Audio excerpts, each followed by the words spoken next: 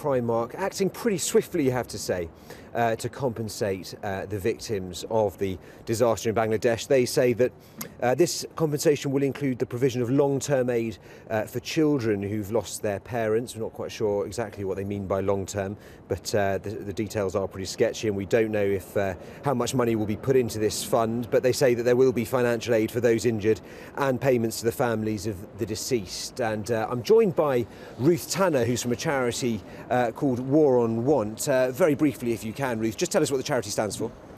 We're a campaigning charity, and we work with people in Bangladesh and around the world fighting to challenge the root causes of poverty.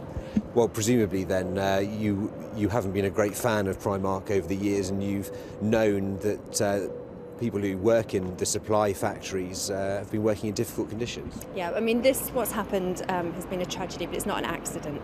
You know, the conditions that people are working in, the health and safety, the sweatshop conditions are bad, and it's been an accident waiting to happen, I think.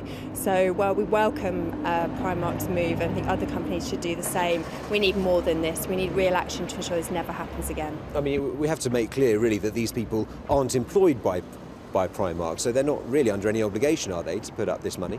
I think Primark have made it clear that they do have an obligation to the workers who make their clothes, as do all these companies. You know, we're seeing massive profits being made at the expense of the workers on the other end of the supply chain. Why do you think they've done it? Do you think they've done it for humane or humanity reasons, or do you think they've done it to protect their brand?